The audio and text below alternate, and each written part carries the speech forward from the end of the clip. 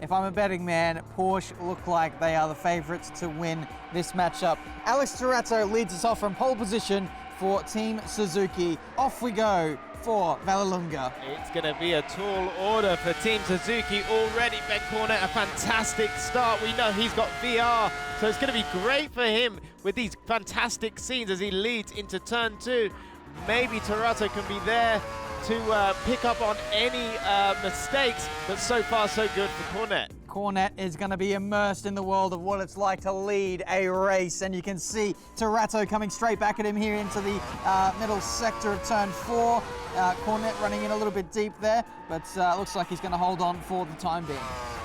Torato really racy at the moment. Cornet not 100% perfect, made a few mistakes at the start of the race. Obviously it is a lot of big block up there. Yeah, it says with the cold tyres, very, very difficult to get everything hooked up straight away. And I'm sort of seeing a little bit of lag from Cornet. I don't know if it's my eyes playing tricks on me, but saw a bit of lag through the apexes of the first sector there.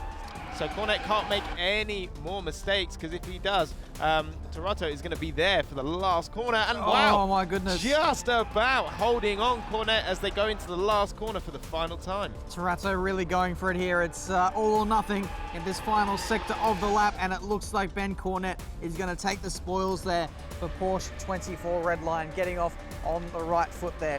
In this matchup, we have Danilo Santoro and Etsek Kirchhoff. Kirchhoff is starting from pole position for Porsche, so let's see if Suzuki can fight back in this one. Yeah, Kirchhoff back on the scene after missing Dorschleif. So Santoro getting a good start. We know P2 is good. Got a lot of slipstream, so he's already on the tack into turn 2. Kirchhoff really having to cover off there into turn 2. Bit of snap oversteer twice there for Santoro, so he really needs to sort that out, get some good drive traction and have a go at Kirchhoff if he can, but it looks like those two mistakes have really put him on the back foot for this first lap. Only a few more corners to go, and Kirchhoff is holding strong. The gap is coming down, but I don't think it's going to be by enough. The final corner isn't exactly an overtaking zone, and Kirchhoff holds on for Porsche to give them their first championship point.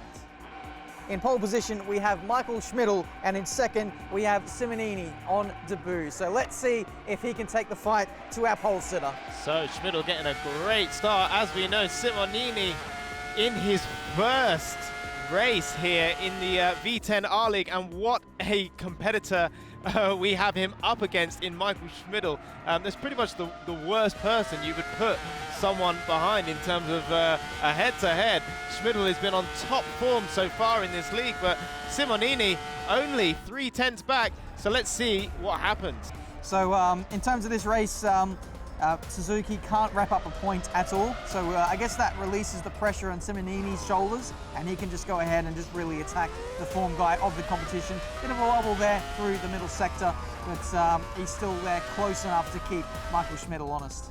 Yeah, I mean, Schmidl now coming around the last corner for the final time to wrap up this head-to-head, so he's going to take that with ease, but very good job from Simonini on his debut there.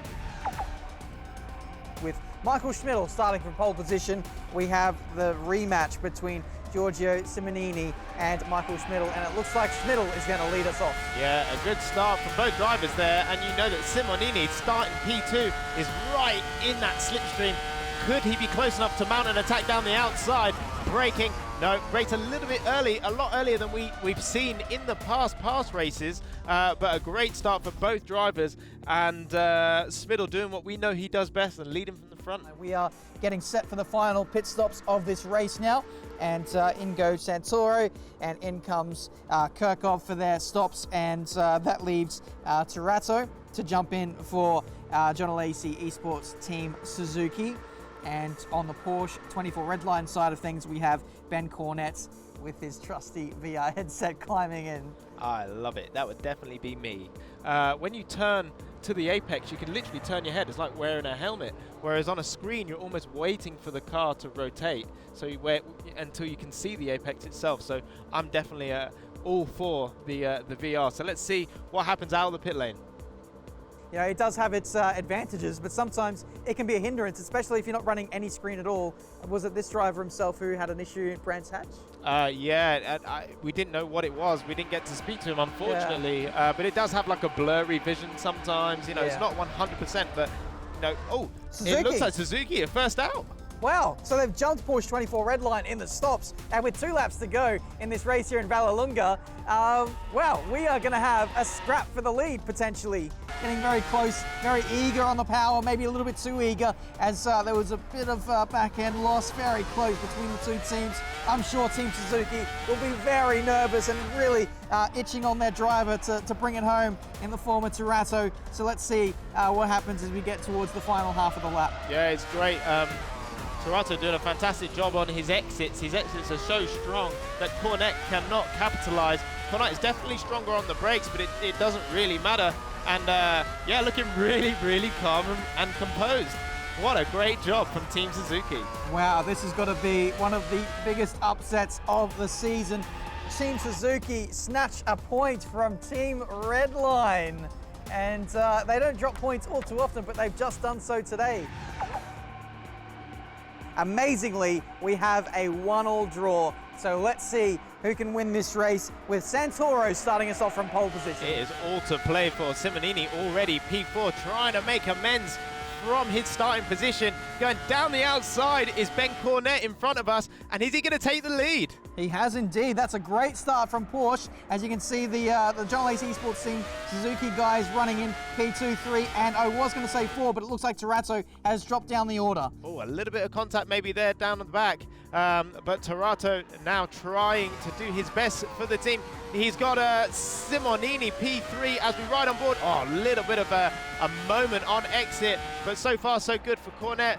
I mean, we were talking about them maybe being able to scrape a point, but now it kind of looks like they can really take the fight to Porsche and maybe even win this match. Yeah, this is exactly what I wanted. You know, we knew that Suzuki were struggling. They've been struggling in this league so far, but all drivers have a lot of potential, and especially up against Porsche24 Redline, we're showing what they're made of. Oh, a mistake there from Simonini, which has allowed Kirkov to gain P3.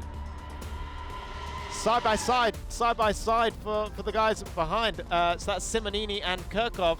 And now Simonini taking P3 from him, and Kirkov going down the outside, and it looks like... Oh, there's a spin! There's what a shame. Oh, my goodness.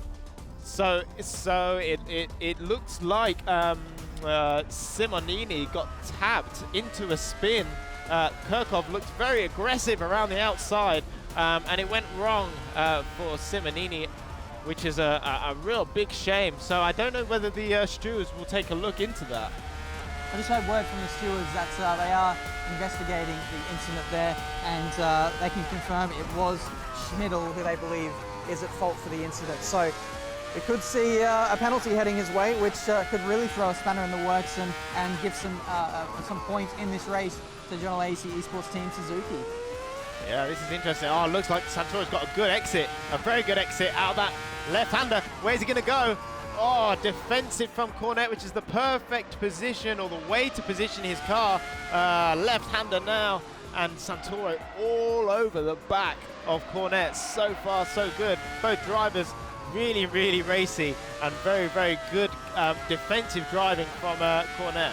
It really is, but it puts him under even more pressure. You know, having to go defensive, can't run a natural flowing line, and it just invites the cars behind to catch up, which I don't think they can really afford to do right now. Kirkov, a second faster than the race leaders, and now he's going to be ranging up onto the back of this battle. I mean, I guess for Cornet, if he can withstand the pressure and maybe back up the Suzuki driver of Santoro into his teammate, that could help Porsche even further. This is the last chance, last roll of the dice for Santoro. Can he get past Ben Cornet on this last lap and give Team Suzuki a surprise victory, an extra championship point? We come to the final corner. It all comes down to Santoro at this last corner. He's under pressure from Kirkov, 1/10 away, and it looks like Porsche are going to win it on circuit with Ben Cornet. What a race. I tell you what a race and what a matchup.